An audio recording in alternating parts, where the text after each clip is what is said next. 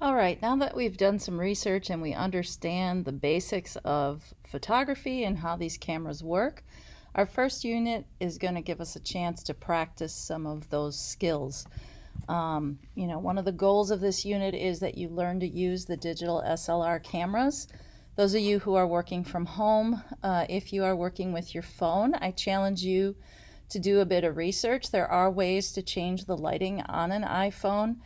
Don't know that much about Androids, but I'm pretty sure that they can do that as well. So I will leave it to you to do some research to learn a little bit more about how your phone can shoot photos that allow you to change settings and to adjust to the lighting.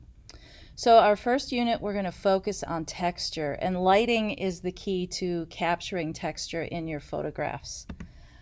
So texture, we all know what texture is. It's the way something feels when we touch it.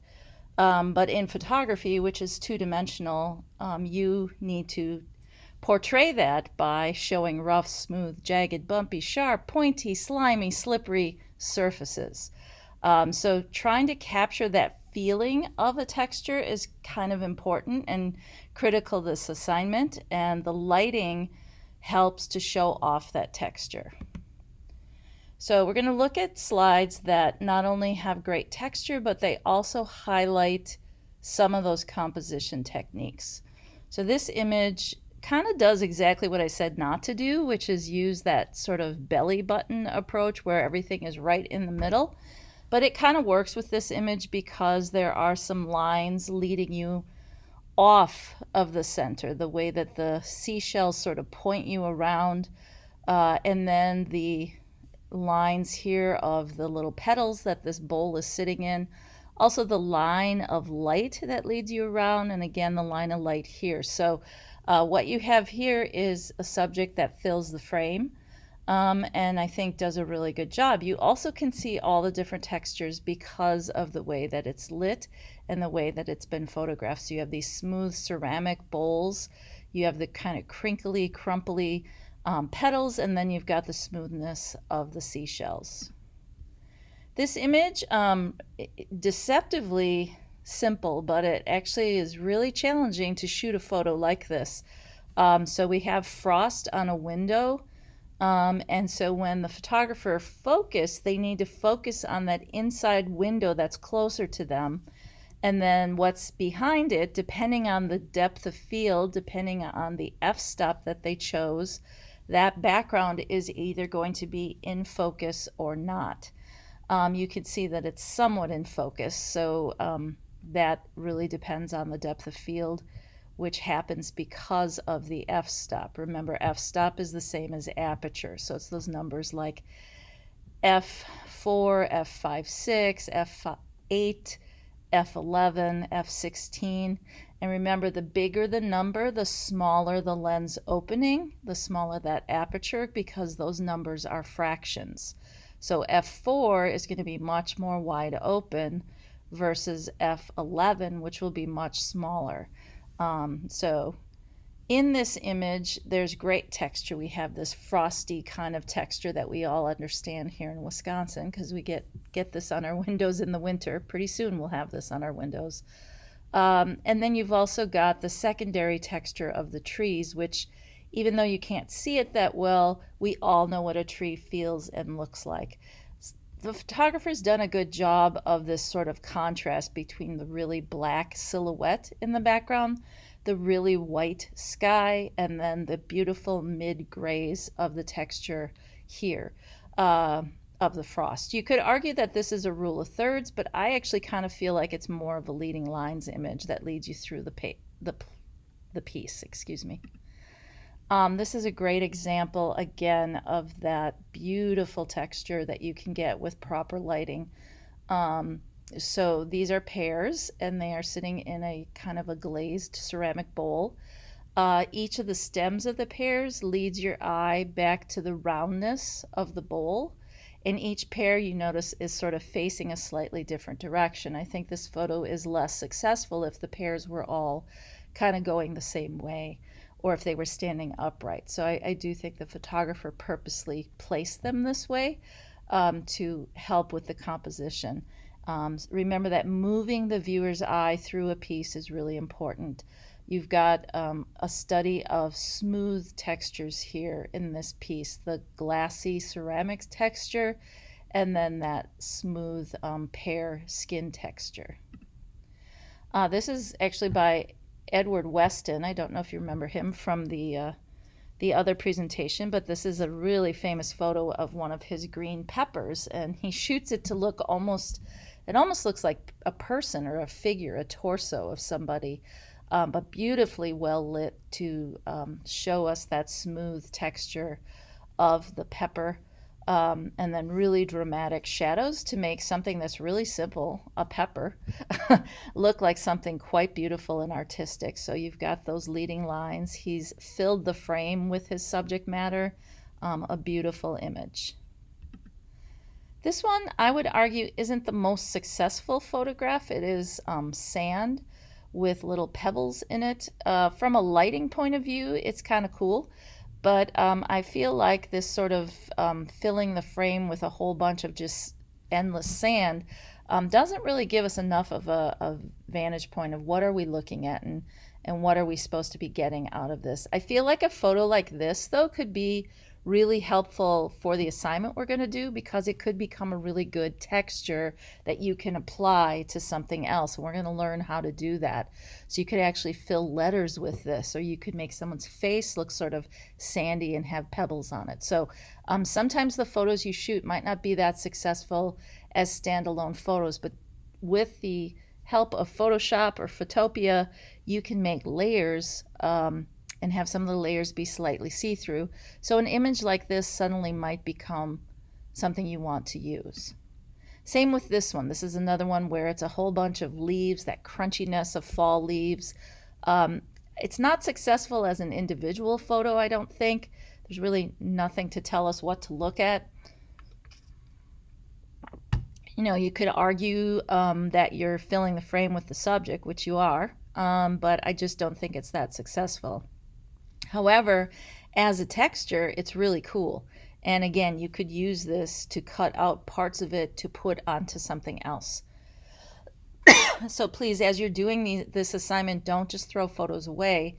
Think about them beyond just an individual photo and what could they become in the context of how you combine it. This next image is a great example of several of our composition techniques. So you've got rule of thirds with the tree here dividing things vertically here and here. You've got leading lines with that bridge leading you into the background. You have a level horizon. It's kind of hard to see the horizon, but it is level. And look at all the great textures. You've got these little stones here, you've got the wood texture, you've got a different type of wood with the tree texture, and then you've got the tall grassiness here. So really beautiful photo that has a lot of nice contrasting textures to it. Another example of the rule of thirds, you might also think that it's a leading lines possibly. Notice that sort of capital L shape that we've talked about with asymmetrical balance. You've got flowers here, you've got a wood texture, so some beautiful textures that have been created. You might also say this is an example of framing. The fence is sort of framing the flowers. This is another one, only in reverse. You've got the frame of the fence on the left side, creating the rule of thirds, and you've got this beautiful view in the background that's been framed by that fence post. I think that there are many textures here, that the puffiness of the clouds, the roughness of this wood, the sharpness of the barbed wire, and then of course all the plants in the background. Remember that sometimes when you zoom in on your subject, that can create more interest. So here we have filling the frame with our subject. This is a really super close-up of water droplets on a plant. And on that leaf, the leaf itself has this texture, this bumpy texture, but then the water adds sort of a almost slippery, wet quality to it. So a really beautifully composed photograph. I actually really like how the photographer left this sort of blurred background here. I think that works really well for this piece. So here you have three objects, and I think I've said it before, but I'll say it again, that threes and fives are seen as pleasing. So when you have groupings of 3 or 5 objects, it looks better in a composition. So this would be that rule of threes, where you've got 3 different objects. We've zoomed in, so we've got it, the subject is filling the frame so much so that they are sort of cropped off. And going off the page. You have very little negative space, but that's okay. And then you've got this contrast of textures. So the orange peels are very bumpy and rough versus this really shiny red apple. Sorry about that. I think I lost my picture for a minute. So anyway, the contrast between bumpy and smooth, shiny, and kind of pitty almost, if you will. All right, here's another one showing this. It's a close-up of a parrot, and it's their eye, and then the kind of almost rubbery looking flesh that they have, this skin of the bird, the sharpness of the beak, and then you've got the featheriness of the feathers, very linear. Again, filling the frame with the subject. This photograph I put in here because I think that it had the potential to be really successful.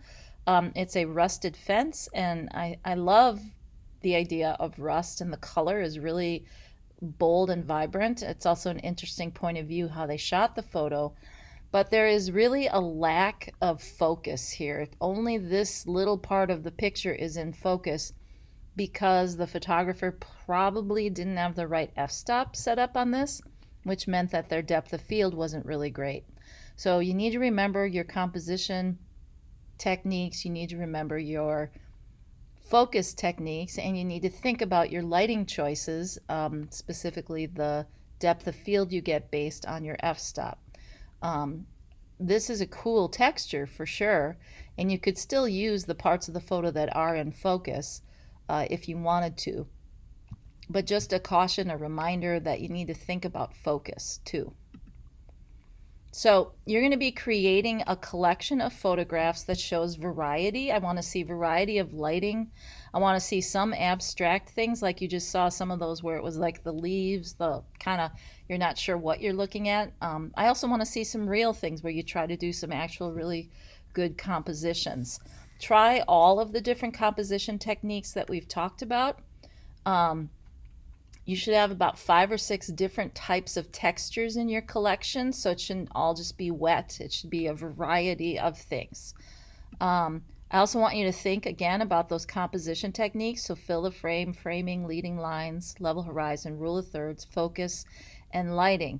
Remember when we get outside to start shooting photos, or if we go in the art room to shoot photos, you need to have your camera an arm's length away from your subject. It cannot focus if you're way too close. These cameras are not made to do macro photography. So if you go way up to your subject and try to focus, the camera lens will not be able to focus. So please make sure you think about that. The lighting is important. Shooting into the light will create a silhouette, which won't really help. With this assignment. Your assignment is to show the texture of the objects that you're shooting photos of. So you need to think about where is the light in the way I'm setting up my photograph. So this assignment is called Texture Combine 3. And so to start out, it's kind of like we're going on a texture scavenger hunt. You're going to create this collection. You're going to shoot at least 24 and maybe up to 36 photographs. Maybe even more depending how quick you are with shooting, but the goal is to create this collection of photographs. Again, you want to make sure that you have variety, you have some abstract, some real, using different composition techniques, trying different lighting techniques. We will be shooting some of these photos outside. We'll also be shooting some of them inside, so you'll have the opportunity to try different types of lighting. And then the second part of the assignment, after we've shot all these photos, is you're going to be combining elements from at least 3 of your images to create one brand new image. And I will explain more of that when we get further along with the assignment. That's it for today. Thanks.